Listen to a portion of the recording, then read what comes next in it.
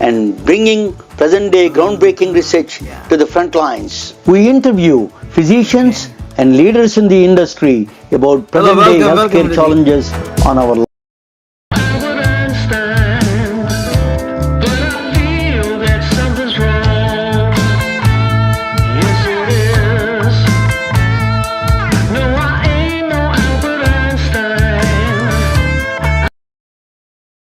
telling their stories through our patented designs that can be worn on scrubs, t-shirts, printed on conference bags, and endless other promotional materials.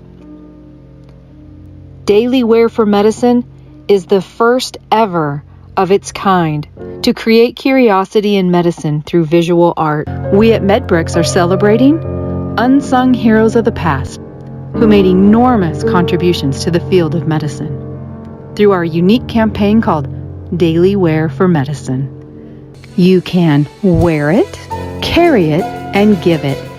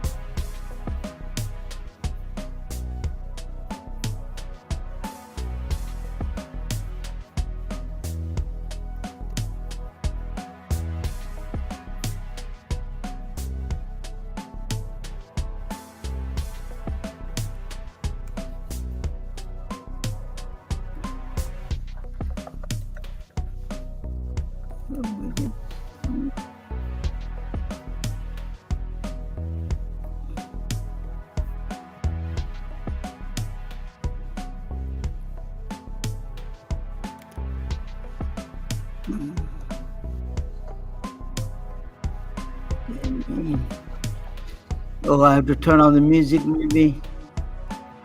They gave me such a headache. Oh my God. Welcome to the MedBix webcast. This is Ramana Anam. Sorry about that, guys. I am having a lot of hard time. They changed the entire platform. It is all mixed up, maxed up. It is a new learning curve. They need to have a tutorial or something, but it's a great platform I've been using for more than a year, and it is really changed everything. A little bit of a challenging times I have with the technology now. I am in the middle of Silicon Valley. Think about we struggle with the technology. Outsiders, it's so when the people say it's easy, is not. Is we have to go a long way with technology to be really assisting and helping understanding the natural language. So that is a long way to go. But anyway, without a further ado, I want to bring my guest. If it is possible that if I can get him on the let me bring him both of us together. I don't know whether it is. Yeah, let me see. God, I hope. Yeah, something I can see that. Okay. Dr. Lewellis, thank you for coming. Sorry for the trouble here. We have saw a lot of problems. This is a new technology. They changed it to the complete platform this month and the last week, and I've been struggling. This is not my regular struggle, but a special struggle. That's okay. Yeah. That's all part of it. Just rolling with the punches, and you never know what's going to come up. I appreciate you having me back, and I'm happy to be here. Dr. Lewellis, I'm always a pleasure to have you back. You are one of the leaders I admire and I follow. I wanted to ask you, just give me, Dr. Lewellis, can you give me a little bit of your background? You did a PhD. I'm a scientist. A little bit, give me what kind of thesis you did on PhD side. Then we can go into the little bit of your practice side of it later on.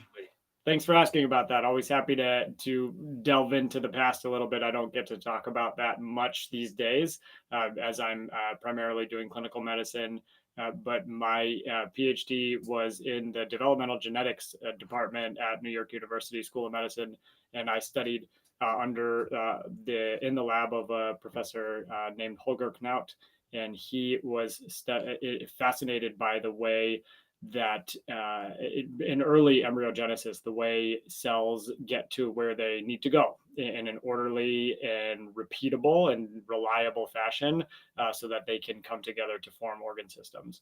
And the way that we studied this was using a model organism called the zebrafish. And the advantages of the zebrafish is it's a transparent embryo and a very genetically modifiable embryo. So we can put certain genes into it. We can take them some out. We can tag proteins with fluorescent proteins so we can watch them in real time moving around, things like that. So a lot of my work was elucidating the fundamental chemical signals using chemokine signaling that cells use to figure out where I'm in this big ball of cells and I need to go somewhere to do a job, essentially, and the signals that they use to get there in again a reliable and dependable way. And we by kind of screwing with that process in certain ways, we got to see, okay, if we do this, then this happens. If we take this away, this happens. If we put too much of this happens. And then we kind of make a model. And you would have loved it because we brought in a physicist at the end because he helped us make this model, this sort of gradient that we elucidated for this kind of a novel way of cell migration that used a gradient of this chemokine that was generated by the cells that were actually moving and following the gradient. There was a self-generated gradient to keep them moving in the same direction.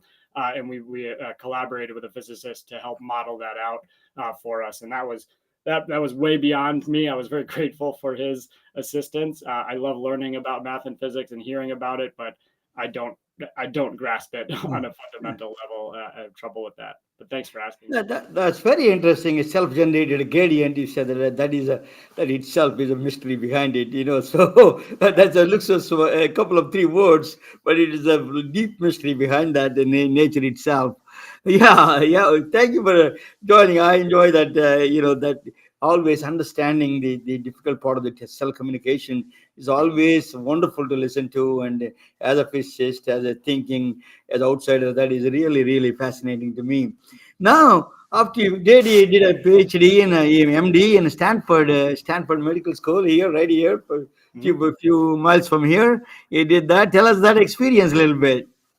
That was a wonderful experience. I was really blessed to be able to get into that program, the dermatology residency at Stanford. Really, any dermatology residency is tough to get into, but one like that is especially so. And I fell in love with the program the minute I showed up on my interview day. And I actually screwed up a few of the interviews, I thought, at least, because I was so nervous. I had felt like I had a panic attack in a couple of my interviews, and I even ended up, it was so bad in my perspective that I ended up reaching out to the faculty members who were involved in those interviews and just apologizing. Essentially, I said, I screwed up. I'm just sorry that you had to be there for that. I had such a hard time telling my story. And I honestly think that vulnerability, that authenticity was part of why they perhaps were drawn to me, which I felt like I needed some. I wasn't doing it intentionally, but it was nice to have a leg up. The people you're competing against to get a spot like that are really incredible. So I love the folks I was with while I was studying there. The faculty are all amazing. The chair of the department there, Paul Kavari, also an MD PhD, runs a huge lab, probably 30, 35 people in it by now, tons of postdocs, grad students doing remarkable stuff in the genetic basis of skin disease. And then the program directors at Stanford are incredibly nurturing, beautiful teachers, and really just want people to succeed and also have a good, enjoyable life. Even though it's residency, it doesn't have to be miserable. It should be hard, it should be rigorous, but they made sure that it wasn't misery by design, at least. And so many things I'm grateful for, and I'll always remember that experience. And actually, while I was there, I got to spend about a month in Nepal at a Dulakhel hospital, their dermatology department there, learning from them. And I learned an incredible amount from that group over there. And I look forward to continuing to be in touch with them and collaborating with them. I just spoke to someone I met there just yesterday. I interviewed him for my podcast.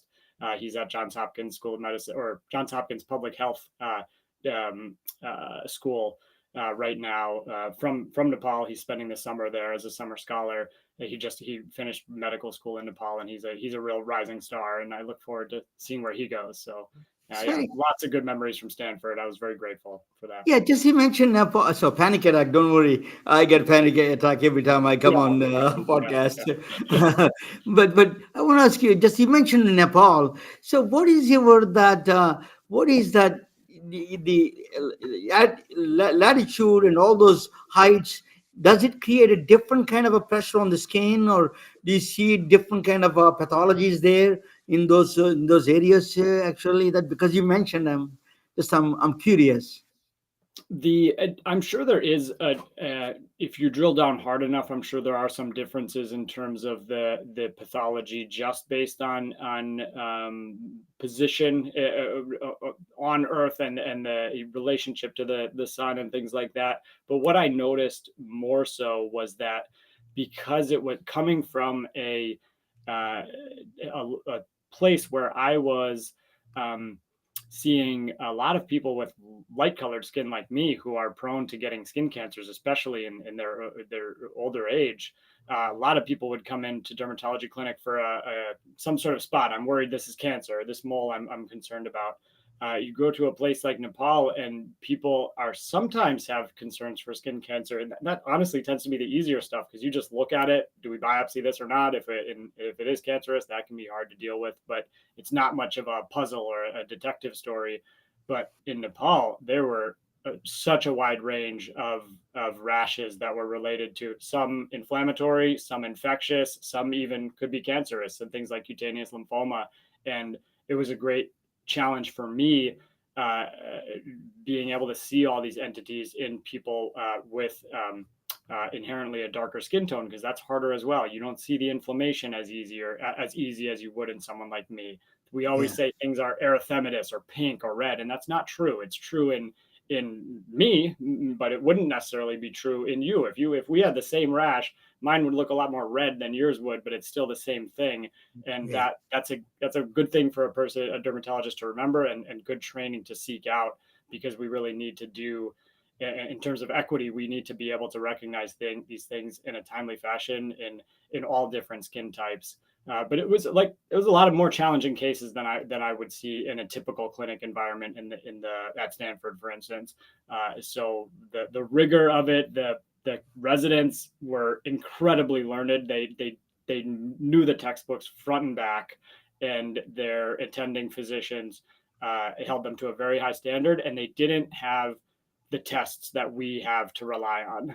Sometimes you could do a biopsy, you could do some advanced imaging kind of things, or we were trying to bring an immunofluorescence program to their hospital, for instance, but they didn't rely on it like we do. They used it when necessary, but they conserved the resources because the resources needed to be conserved, and people were paying out of pocket for all these things as well. So they were using their brains a lot more than they were using microscopes and sending off for tests. And I'll always remember that about them too, because we lose that. We're plenty smart here. We can memorize a lot of stuff, but we lose that hands-on kind of detective work of medicine sometimes when we become over-reliant on testing.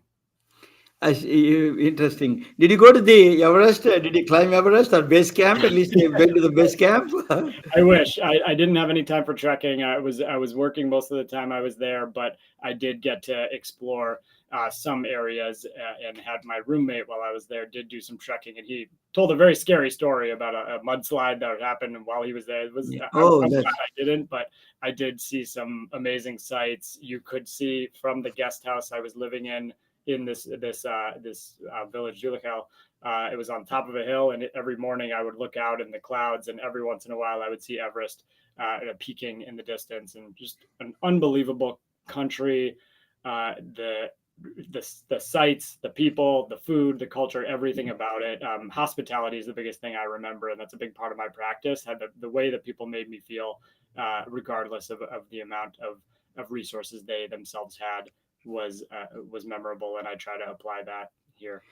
As it's strange, it may be, but actually, I'm very closely connected with some of the actors from Oh, Nepal. So we actually inviting next week, August 15th. Actually, there is a August 18th.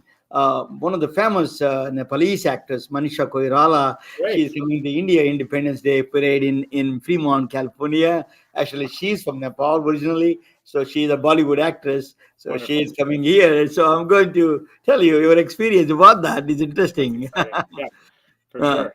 That it's a great culture. I was really fortunate to be able to experience it, and have friends, lifelong friends and connections now. The other physicians, and a doctor I was talking about was a medical student when I was there, and now he's really going places. And he'll be on probably in a couple months. My podcast will have my interview with him, and you can look out for that. His name is Dr. Niroj Bandari, and he's super smart guy.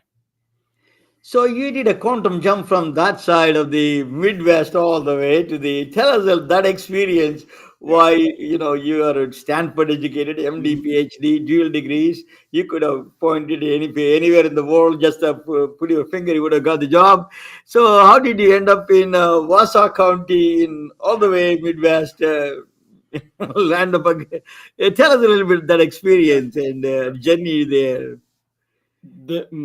My strongest connection to this area is my wife. She grew up right in this area where we live now, and her parents still live close to here, about 15 minutes away from us. But we met at New York University. That's actually where I did the MD PhD program, the medical scientist training program, and then I was residency in Stanford. And she thankfully was willing to follow me there and go with me. But she herself is a scientist. She has a PhD in pathology, and she studies the genetic and genomic basis of pediatric leukemias, particularly one called juvenile myelomonocytic leukemia, or JMML. And she actually works for the University of California, San Francisco. So we'll be out your way next week. Actually, I'm going with her. She's going to do some work in person. She unfortunately doesn't get to do a lot of in-person work these days, but she was so good that they kept her on as a remote part of the lab. And she works for a pediatric hematology oncology physician who has a lab there, and they just do amazing work. They are literally taking blood samples from these poor kids who have a very tough kind of leukemia, and trying to develop diagnostic assays that will guide treatment and actual treatments in real time, essentially with the genetic material that they get from the hospital. So it's an amazing program. So that's how she got her connection out there while we were there. Then we said, where the heck are we going to go? We ended up in Minneapolis for my first job right out of residency. That was okay, but it was 2019, first job, first child, pandemic, all at the same time. So it was pretty chaotic there, and I we're can thinking imagine. a second child, and I said, would you consider going back home where your folks are? I really like it there. I think I'd love for our kids to be able to be close to their grandparents growing up, at least one set. And would you give this a shot, at least for now?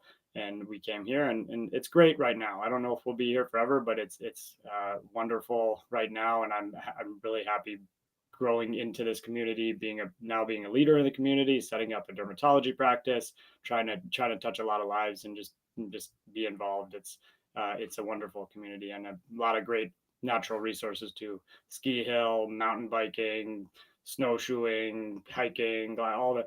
As That's long as you're beautiful. okay with the cold weather, it's a lot of fun stuff to do here.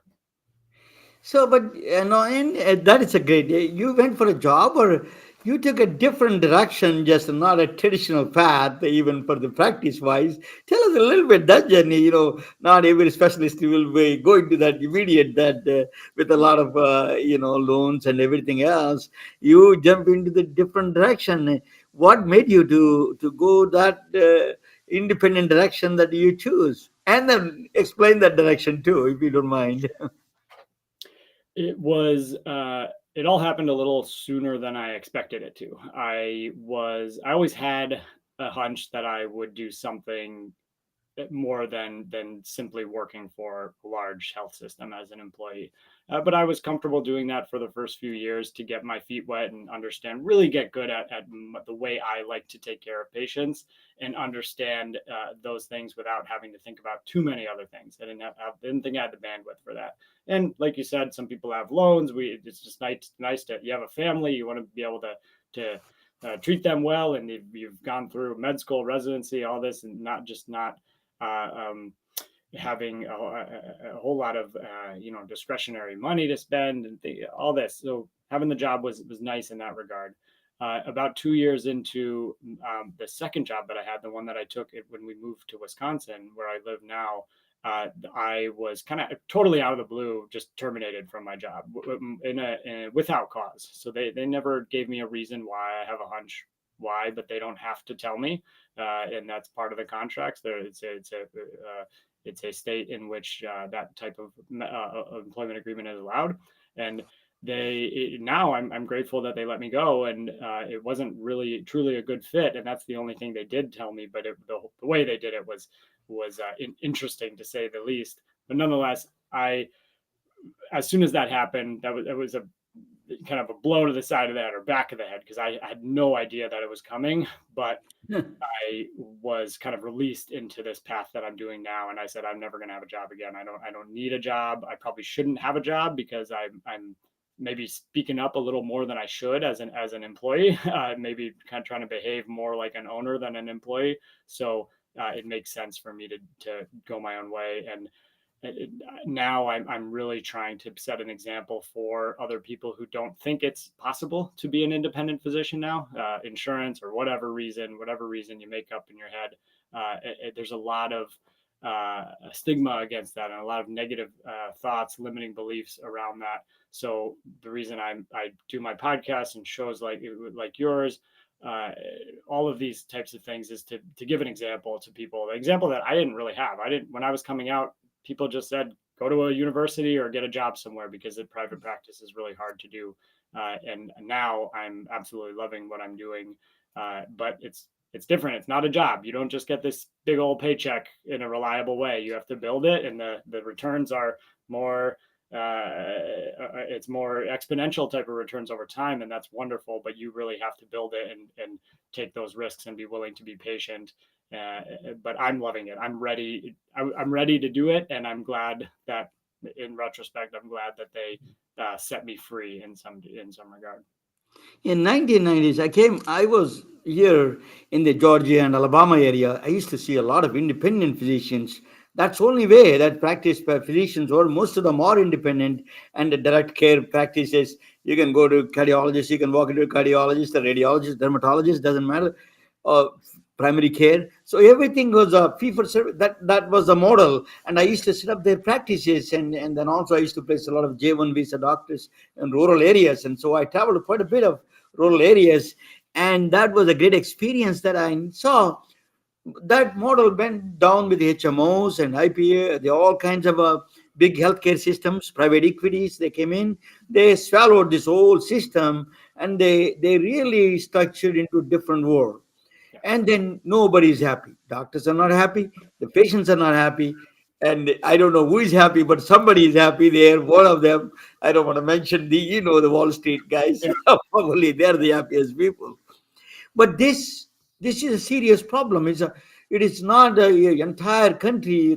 Millions of people are unhappy with their healthcare system. It's a very important issue, and a national security issue, in my view. So it is really swallowing. It's an American paradox. You're spending more money and then getting a less care. It's a paradox. So you took a path of direct specialty care. That is on the move as I watch it. Tell us a little bit your experience with the direct specialty care. What is that is all about? A little bit, a couple of minutes about it. You bet. I like that you mentioned kind of that the paradox, and I think about the value equation all the time. What you're getting, basically divided by what you're paying for it, and we are we're getting not great care, not a great experience. At least we're great at saving people's lives and extending people's lives at the end, and fixing kind of acute things and doing heroic things in this country. And my friend and colleague, Dr. Bandari, when I was interviewing him yesterday, he reminded me of that. He said, I came here and I would not want to go, if I was sick, I wouldn't want to go anywhere else but America. And if I had a big health problem. And he said that's a big deal, but we don't, everything else downstream or upstream of that, we do very poorly because it's really not where the money is made, unfortunately.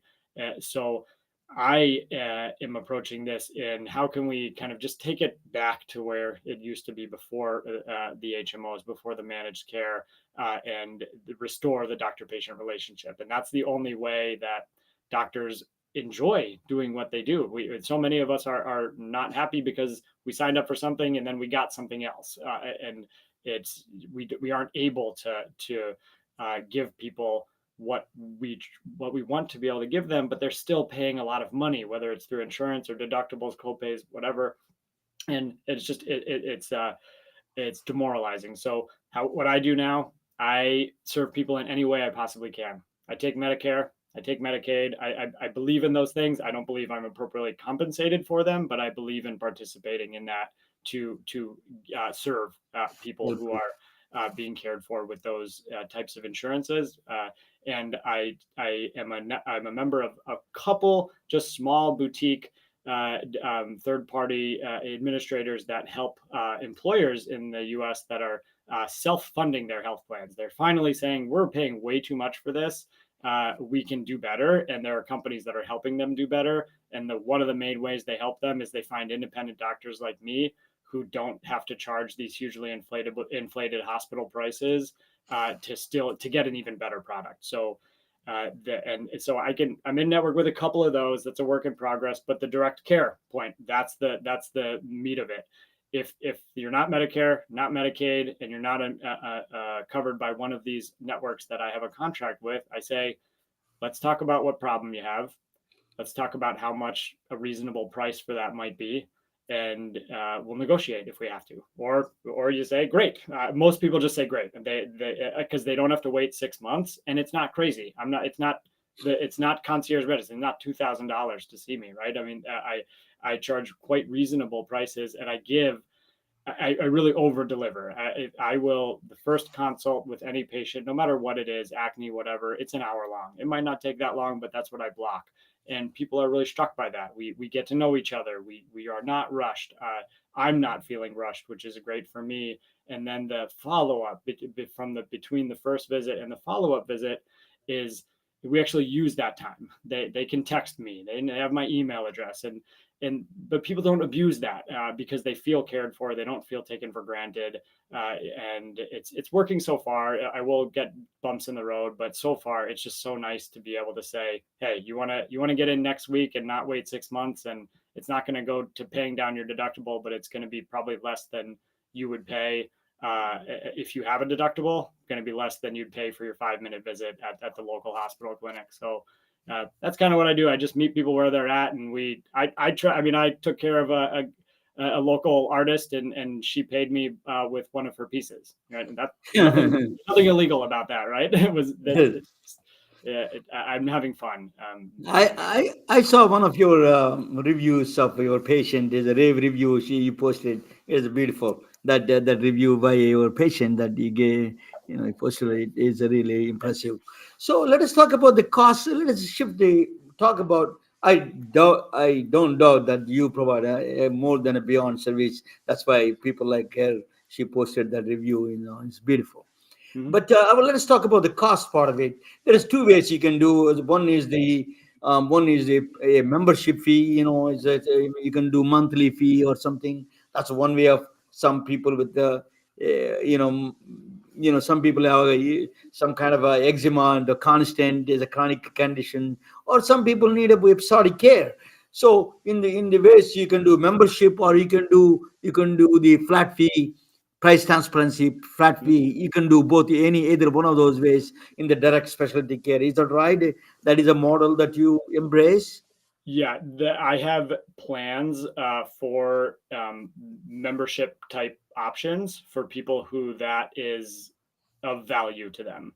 my goal is to not make one part of my clientele subsidize another part, so that everyone feels like they're paying for what they want and what they need, and not I'm not like using the relatively simple stuff that I'm still charging a lot for just because I can, to subsidize the people who need those really long visits and are paying a similar thing.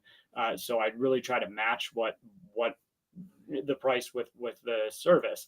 And although I don't have those subscription models figured out yet, it is going to make a lot of sense for certain people, but not everyone. So I don't want to just do either or. I still want to have that option. You know, you have just some skin tags or a wart or something like that. I can take care of in a few visits or one visit. This is what it'll cost, and you'll get it done quickly, and I think you'll be happy. Or yeah, you have eczema, atopic dermatitis, and you are the type of person who understands that this is not just a creams and biologics and steroids type of disease. It's a whole person disease. It's a gut disease. It's a brain disease. It involves all of the systems. And you, in addition to being interested in the cutting edge pharmaceuticals we have, you also want to know, what can I do about my nutrition? How can I support my gut? How can I decrease my inflammation in general so I feel better and my skin also improves from that? That stuff is takes some more time. It's a longitudinal relationship and might make sense for more of a subscription model but those are still in the works right now. I just negotiate kind of case by case basis if I'm not contracted with their insurance company, and that's worked well so far. A couple people say, yeah, I want to think about it because it is unconventional. Many people just say, yes, let's go. And it's not like I'm living in this isn't Palo Alto, this isn't Los Angeles, this isn't New York City. It's people have disposable income in most places, but it's not like I think the misconception is, oh, you don't take insurance, how could anyone possibly pay for that? My response to that is, we're already paying for it. I mean, I'm fighting a bill that I got while I had insurance from a place that didn't happen to be in my network. So they sent me 6 months after I saw, they sent me a bill for that one consult for $640 or something like that. Yeah. That's much more than I would charge for my 1 hour visit. This is go ahead. 6 months after the fact. Here's your bill. A surprise. And the kicker is, it was a surgery consult, and the clinic was so poorly run that it had shut down in the meantime. So even if I wanted the surgery, I couldn't have gotten it. And they don't have the wherewithal to say, maybe we should not bill him, or possibly not bill so much. It's just everyone's treated exactly the same. There's no personalization to it, and it's a myth. This whole who could afford that? We are already not affording it, but we're already paying out of pocket. Everyone is. So this is actually is where the advocacy is needed. The status quo, that is where you force the organizations around you to do the price transparency and compare the prices. That is a requirement. That's where the fines are so minimal right now that they don't even care to publish their prices. So I think that is our advocacy in this area to go aggressive, and then that is where the direct specialty care really can play a role, in that sense, where they really force the organizations to publish their prices, and there is no surprise bills. That surprise bill act is there, but still you need to have a price transparency crystal clear with the law enforcement, with the strength. That is a not only you. I am hearing from a lot of people from all around the country that their direct specialists particularly wanted to go on their own, and they wanted to join as a specialist care, direct care for the direct care specialty. That's they're talking about it. But one of the things, you have an opportunity. That's probably because I came from an administrative side, I came from HMO and all this, went through the ringer. I can suggest you certain things that you are. One of them is in the Palo Alto area. They definitely understand, particularly a person with a dermatology or any other background, is that health savings accounts. You can tap into the health savings account. That's a biggest advantage there. That is a huge resource for you. huge revenue source for you. But in the rural areas, there is another kind of way you can play the role. Is that I mentioned in your introduction. The benefit managers, cities and counties, they pay huge amounts of insurance bills for the HMOs or anything. They don't know how to really separate them out. Put the primary care and then separate the direct care, and then they could save a lot of money that way by educating them, educating the benefit managers, educating the mayors. Hey, you could save a lot of money this way. This is a one. I think direct care needs a little bit of advocacy, a little bit of strengthening the process. And I think there is a huge people like you. You're not alone. I can promise you that there's a lot of people like you thinking about that. And I think there is a cohesiveness. And then, as you said, that and there is a your Lloyds of London people get self-funded, and they get the reinsurance from by the Lloyds of London or someplace, and then they could do. I did administer that kind of a groups before. I think that is a model is going to come back. People are frustrated, tired. If we're not going anywhere with this model, there is nobody happy. So I think you're on the right. There is nothing to regret, and I think you're on the right path. And it's also there are a lot of challenges, of course. You're fighting against the status quo, Right. Dr. Lewellis. But I think that is a thing that people like you have to be a leader. That's what the leaders do. There is nobody. There is no precedence. Leadership is you advocate and you start the process, and then you show to other people. That Yeah. is a there's a part of the leadership thing that you're a natural leader there. Let me before I do so I'm going to present you some scary topics, not as scary as the dermatology, though cell communication, some kind of physics topic. It is about the metamaterials. I'm going to bring that to you. That let me bring that little bit. Both of us can watch, and you can comment on any day of it. Maybe uh, your wife would be probably know a lot more than I do in this area. That let me get this. I don't know. This is a change a little bit. Everything is a little bit of a challenging nowadays for Oh, I me.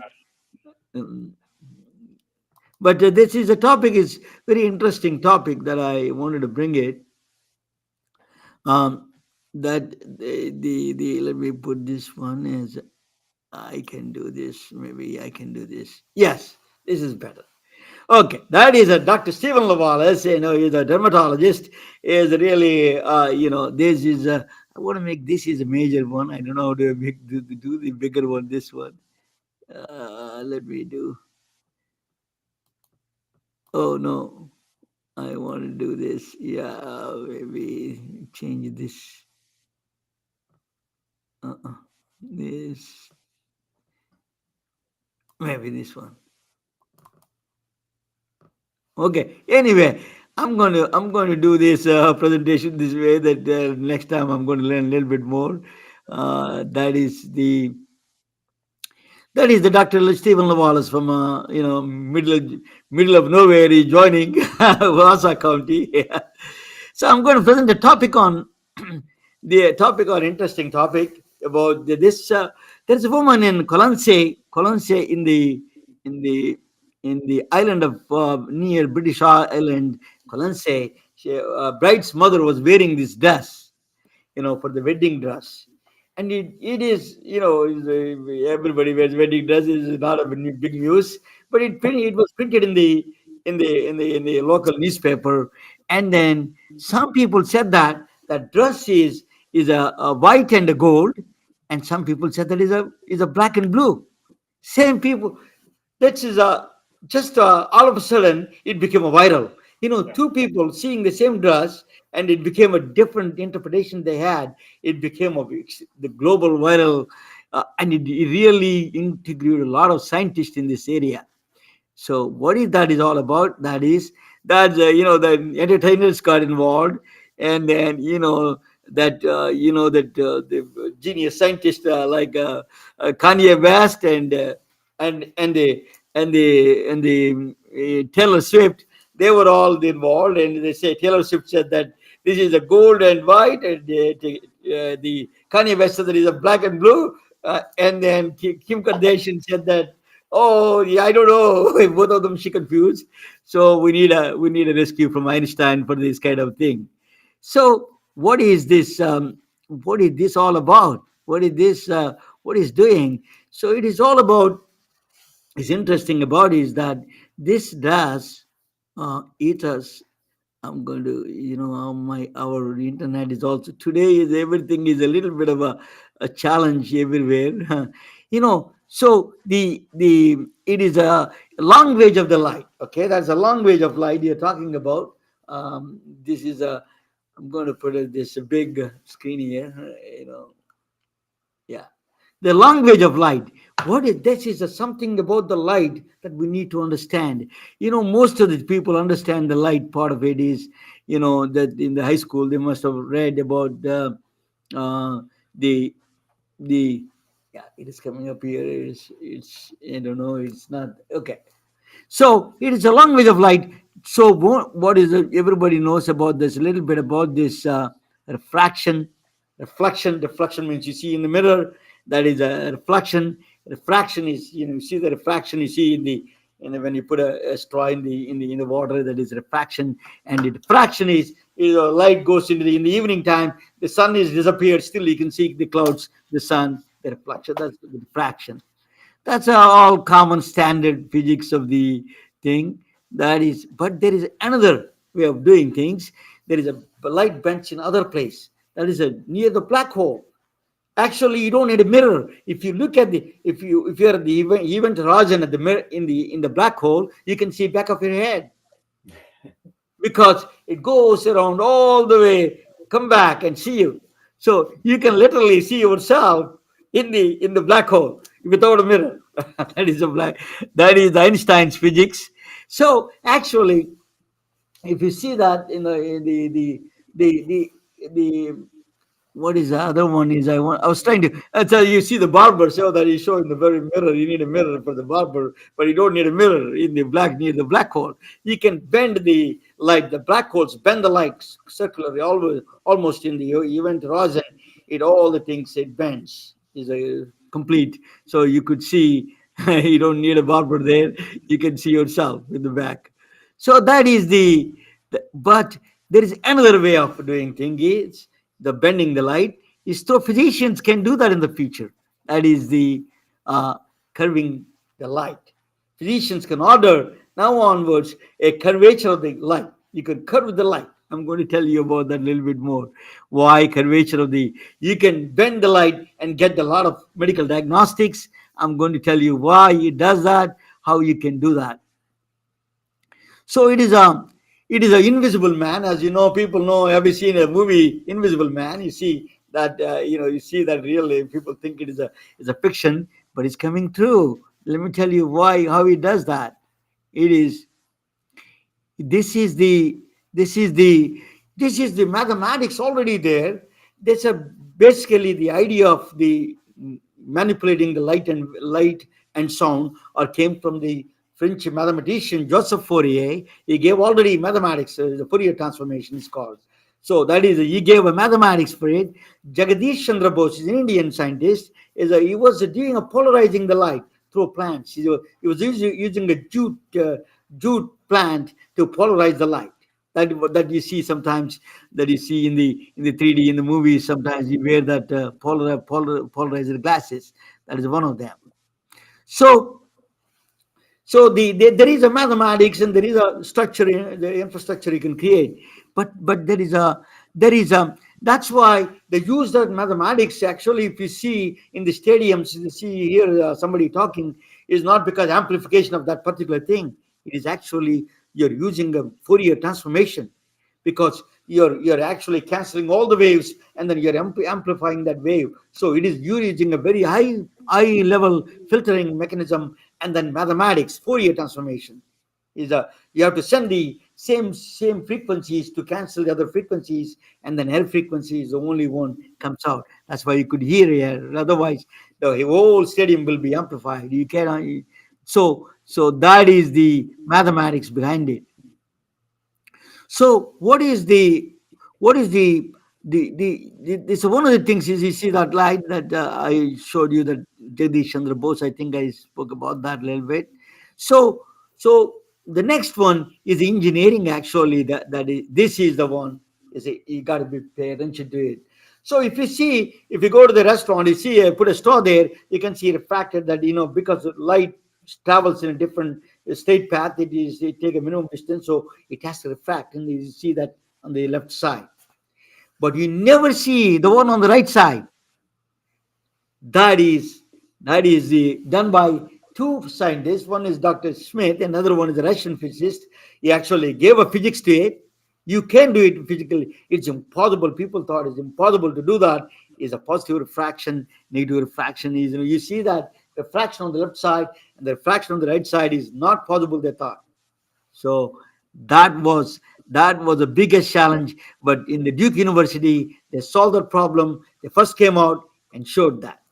Once it showed that, there is a new kind of science evolved. And the new science is origami. Is a Japanese-based origami, is an inspired origami. So you can bend the light in different ways, twist and turn, and all those things. You can using just origami kind of model, and then you can use the materials, special materials. You can twist the light in different ways, running around. You can bend the lights. Bend. That is a It's a material. It does that. A particular material. The way you do that is a particularly. They are called meta materials. That's what they call. These are the meta materials. These are engineered, man-made materials. These are engineered, man-made materials. I'm trying to make it a little bit bigger, but I can. Okay. My eyesight is getting worse.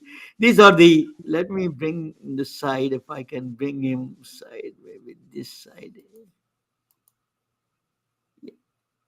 No, this. How do I make it this bigger? This is the. This is the one that is bigger. So that's what is a little bit of a challenge for us here. There you go. Okay, now that's what I want. Okay, that is the meta materials. They're made from a special. It's a totally engineering. It is an amazing. It is a really, you see that meta materials are um, made by alloys and different materials. You do is almost the refraction. It becomes almost a very different refraction. They do that, and then you can bend the light the way you wanted it. So metamaterials are new kind of a materials that can change the healthcare itself. So you can make it disappear, because you can bend the lights. So if somebody is coming towards you, if I put a metamaterial around him, you cannot see him. That it looks like a transparent. You see through directly behind him. You don't see anything. Somebody is coming to you. It is possible. There's a bending light waves. That is of the metamaterial property, is a bending light waves. My um that is. So what it is, you can also make it disappear, people. So actually that was a real picture in the middle. So metamaterials can you can hand the disappear on the left side. You see that? So metamaterials can make that you can make a metamaterials to disappear, and you cannot see anymore. So it bends. The light waves are bending. That's what it is doing. Is curving around that material. So that is the power of disappearing man. All those things he can make it function. But the real thing is that it is really used in a it is a it's a really arsenal in the front. Is going to be a great arsenal in the war. The reason was actually his name is Fedorov, Mikhail Fedorov. He's is a Ukrainian minister. Is a scientist. Actually, they made him a deputy chief minister, prime minister. Actually, what he did was he invented. He was a IT. He was the head of the IT information technology for the Ukraine. He invented a blanket, the invisible blanket. When the soldiers get hurt or injured, you can throw the blanket on them, so the other people cannot see. So the enemies cannot see them. So he actually presented this thing in the defense symposium in England. Actually presented this blanket. So is a metamaterial is going to be a great arsenal in the future. I don't know if it's good or bad, but it is going to be the future. So the next one is that, so in healthcare, where do you see in healthcare? What are there's a lot of applications you could see in healthcare in the metamaterials. I'm going to show you. Uh, I am one of the things is that in healthcare you see that traditional, you see that mammograms very expensive, bulky machines. We used to do a mammogram in our offices. I used to run the office. That is, we used to do mammogram. It's a huge machine. It's a bulky, and it's a very painful, in fact, for a woman, and it's costly. And we never used to make very expensive. So the machine is expensive, the procedure is expensive, everything is, so it's very required. As a mammogram is a screening is a 1 in 8 women are getting a breast cancer. We need that. We need a very powerful arsenal in the fight against the breast cancer. So this is metamaterials can change that entirely. Can you believe that? What it can change? Metamaterials, you build the you build through metamaterial. Radio imaging, they use the radio waves. It's already there. The equipment is very small. You can handheld the mammogram. That's machine basically. You can rent it from a grocery store or a drugstore, and then take it home and you test it yourself. Is that easy? Is going to be that easy? Is affordable, affordable, and that's going to be saving millions of people's lives, particularly women. We need it. So I think the metamaterials are going to change the game of these machines. Is a huge. You don't need a big mammogram machine. Metamaterial machine is this radio imaging. The use the radio waves, the other end of the spectrum of the electromagnetic waves. They use that, and then it's a sensitivity is a much higher than a mammogram. So that is going to be the future of the screening test. For example, if you think about MRI traditional, for example, there is a huge machine MRI, right?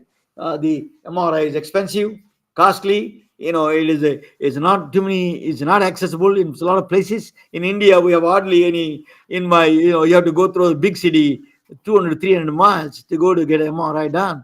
So in the other countries, it's extremely access is a big problem for MRIs. So metamaterials can change that. One of the things which is going to change is actually fan looking. It look like a drum. You see that? It is going to be the MRI is going to be that size. Radio is going to use a radio imaging to change the size of the MRI, that you can do knee scan there. You can do metamaterials can reduce the size of the machine to the lowest level. You can imagine it uses the no radiation, no CT scan, radiations there. So you can use basically is a radio waves. The radio imaging it is. So it's affordable and portable MRI machine. This is it's going to be the future of the medicine is going to come in. It is science fiction. But deep in the abdominal, one of the biggest challenges pancreatic cancer detection. I'm not a doctor. Dr. Lewellis, he is the one who can tell you.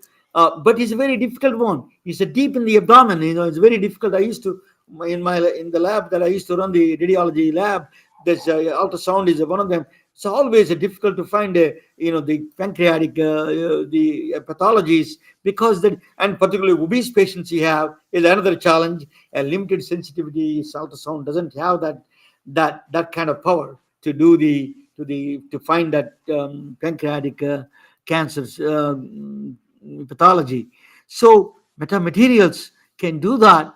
It is, if you make the ultrasound the materials through the metamaterials, it can penetrate the size. It can use shortest wavelength it goes. It is unimaginable resolution. It will come back. It will see the cyst and everything.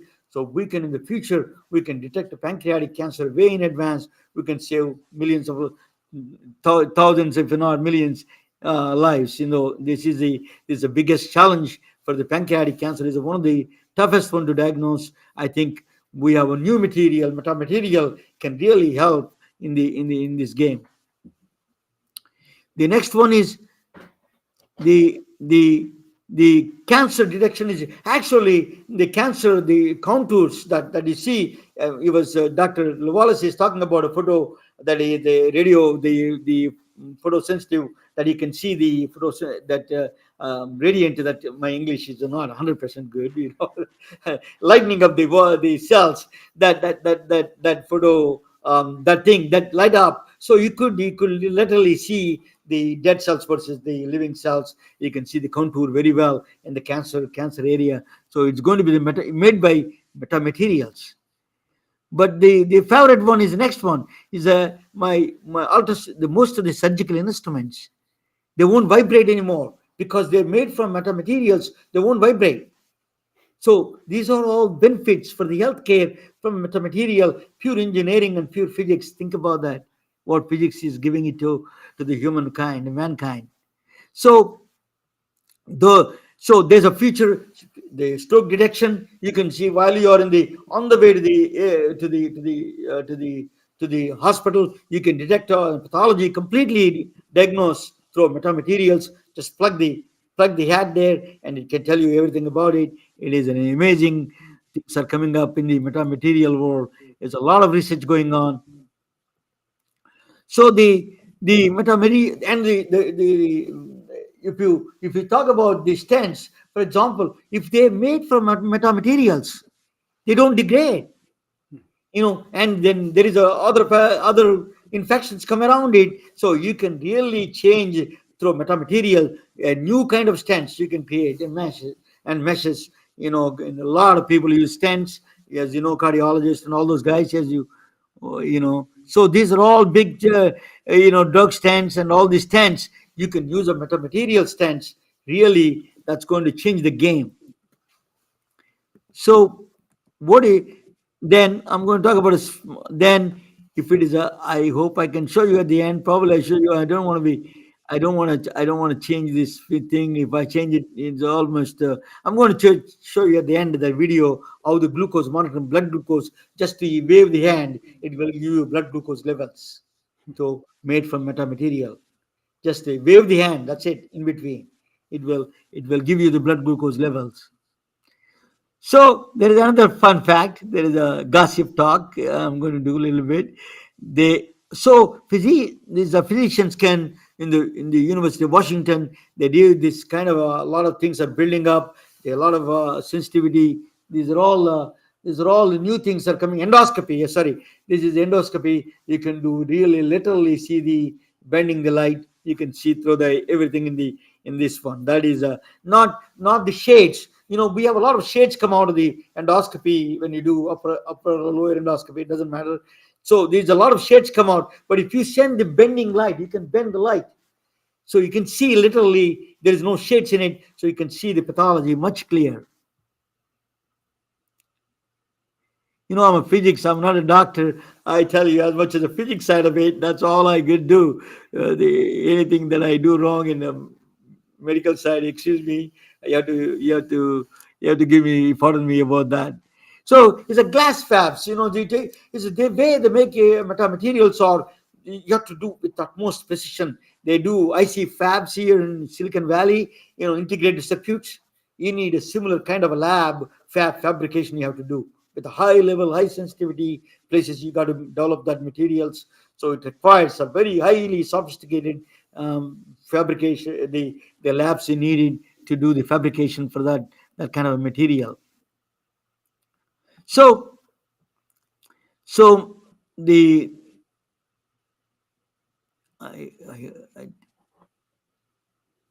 I'm going to move. I'm moving. I think I moved it. Yeah. So there is a lot of companies are in the. I'm not just making up. These are the companies working on TerraView, Meta Beyond, Go Beyond, Murata Manufactured Company Limited, and Multiwave Imaging. These are all of the several companies. Some companies are all in this process. They're producing a lot of materials. the cameras and everything they're doing that. There's a bunch of companies are involved now. Slowly they're joining in this new revolution, in the metamaterial revolution. But there is a lot of talk also.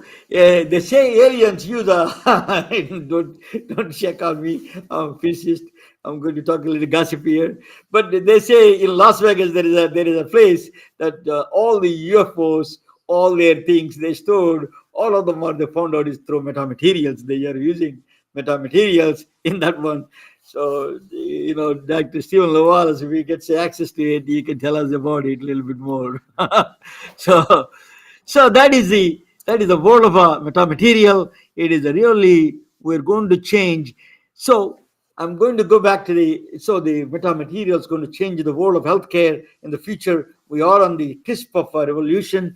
But let us talk about the reason I did this one, to understand the light. Is nothing to do with the metamaterials. They are not made from metamaterial. It's actually, it is the reason was, is a brain interpretation of the dress. It is a big news, because this is the way, it is a background. Our brain actually calculates, and it just basically assumption. It does a gross assumptions. It does about colors, everything.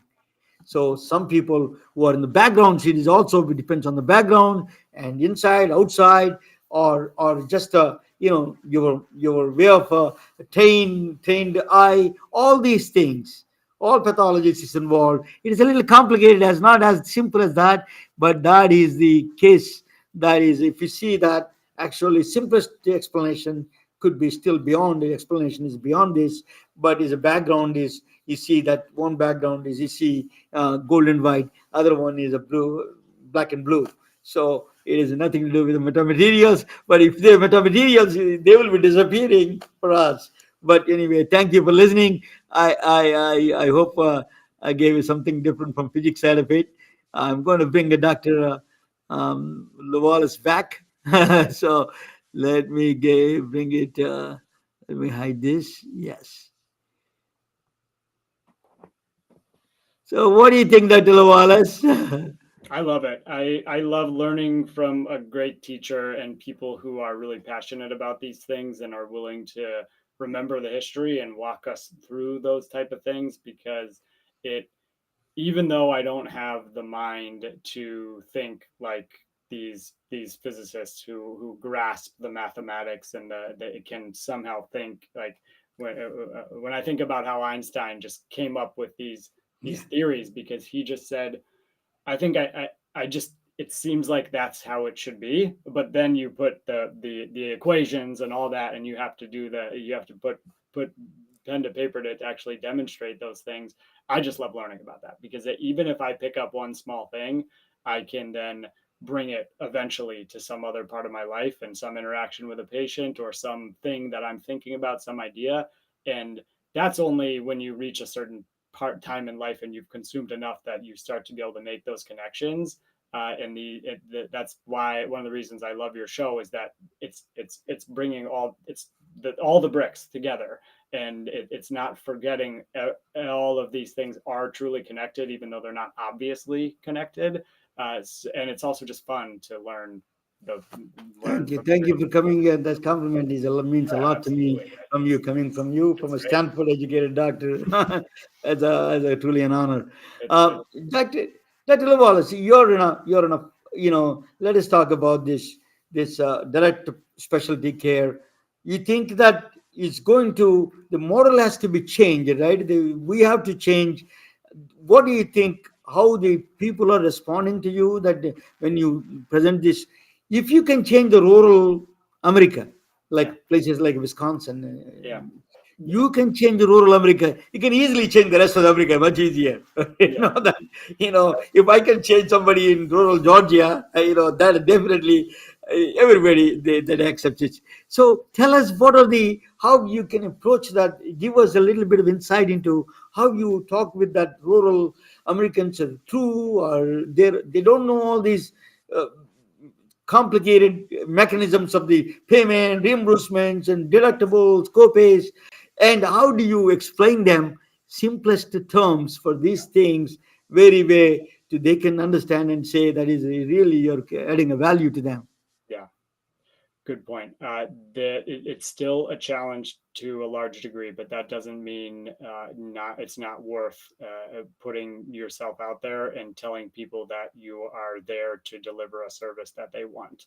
And that's marketing and that's sales and that's something that physicians shy away from largely, and something that also they just have abdicated to big corporations. And that's why part of why we've gotten to where we are. It's not just the corporate side of it is to blame. It's also the doctors who have said, "Yeah, I don't want to do anything but take care of patients," right? But if you involve yourself in all of the aspects of it, and understand what good marketing is, authentic marketing, not sleazy marketing. It's just getting your message out to people in a way that defines the problem, speaks to them about their specific problem, and it presents a value proposition. And that is it becomes relatively easy, but you have to study that just like you have to study embryology, or you have to study cardiology, or and learning any organ system. It's the same thing because it's the same fundamentals. There are essentially almost immutable laws in terms of what works in marketing, psychology, all of this. And you can still do that in an authentic and ethical way. So that's what I focus on. I study those things and I try to bring those to the way that I sell my practice and my service. And then you're right, you're not talking about reimbursements, and I'm not complaining to people about, oh, insurance gives me this only this much, so that's why I don't take your insurance. I'm not talking about that stuff. I'm saying this is what I can do.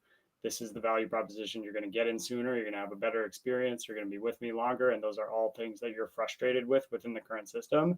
And it's still going to be a reasonable price, comparable to what you'd probably be paying if you happen to have a deductible. And they take it or leave it. And more people will come around to that. And I only need to get a few people, because then they'll tell their friends. They'll be my marketers. And that is, and only, and there's going to be more doctors coming to people like me to learn how to do this. And that's good. It's easy for me because I'm one of the only people doing this in my area. So it's easy for me to stand out. The arbitrage there is going to disappear over time. Anytime you enter a wonderful market like this, where it's just, there's so much opportunity, that will eventually decrease as people realize that and they enter that market. But that's good. I want more independent doctors in the market. I want another independent dermatologist down the road to help me take care of all the people who need to be. But to your point, the way I'm doing it is just speaking in very plain language. This is the problem. I recognize your problem. This is how I can solve it. And if I do a good job selling that, they're going to buy it. I'm trying to put a small group together, like a small non-informal kind of thing. I'll explain to you later on, but I think that is going to be the future. Our mutual friend Diana Langonia talks about authenticity and the trust. That's a very important ones to present to the all the public. Thank you so much. If you are coming with your hi, how are you? Hi. Oh God, yeah. I am done with the growing up. My children are grown. I don't now you're being trained. Say hello to the entire world. From Nepal, India, United States, Silicon Valley. So I'm glad you came in. She's about to go to bed, so she wanted. What is her name? Her name is Maya. Maya. Oh, beautiful name from Nepal. You got the Buddhist inspiration there. Thank you. It's truly honor to talk with you, Dr. Lewellis. It's always pleasure talking with you. It's always educational. You're a leader. You're a natural leader. I have always admiration for you. Thank you so much. Thank you. Bye, Maya. Bye, Dr. Lewellis. Say hello to your wife. The PhDs have a special love for the PhDs. Thank you. Please reach out to me about the group that you're thinking about putting together. I think the more of us who are independents, who are working together and sharing our experiences, the more power we'll have, because I think independent physicians can still work in numbers, like the Independent Physician Network. Independent Physicians of Wisconsin is a group that I'm exploring, and that matters because we can have size while remaining independent, but we can use that leverage for good. Thank you, sir. Thank you for coming on the show. It took your time and you explained very well. Thank you all so much. Thank you. Really wonderful. Good night, all of you.